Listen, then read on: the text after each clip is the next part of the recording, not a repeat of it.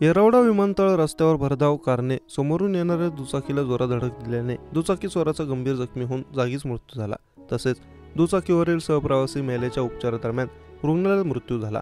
गुरुवारी सकाळी 9:30च्या सुमारास एअरफोर्स स्टेशन जवळ हा अपघात झाला। अपघातातील दोन्ही मृत हे नात्याने वहिनी आणि दीर होते।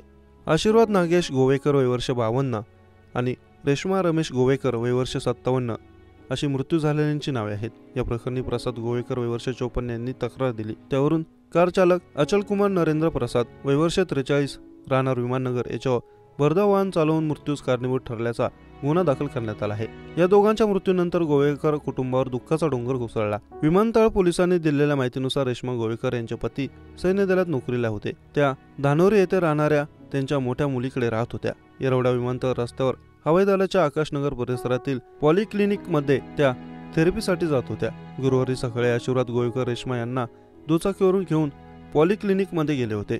पॉलिक्लिनिक मध्ये थेरपी झाल्यानंतर प्रवेशद्वारातून बाहेर पडताना त्यांनी रस्त्यावर दुचाकी वळवली, तेव्हा समोरून भरधाव येणाऱ्या कारने त्यांना उडवले। त्यात आशीर्वाद यांच्या डोक्याला मार लागून ते जागीच ठार झाले आणि मागे बसलेल्या रेश्मा गंभीर जखमी झाल्या। हवाई दलाच्या रुग्णवाहिकेतून जखमी रेश्मा गोवेकर यांना तातडीने कमांड हॉस्पिटलमध्ये नेण्यात आले। त्यांच्यावर उपचार सुरू असताना दुपारी त्यांचं निधन झालं। दरम्यान अपघातानंतर कार चालकाने येरवडा पोलीस ठाण्यात हजर होऊन घटनेची माहिती दिली। रेश्मा गोवेकर यांच्या पश्चात 2 विवाहित मुले आहेत। आशीर्वाद हे गोव्यात सराफी दुकानात काम करीत होते, अशी माहिती नातेवाईकांनी दिली आहे।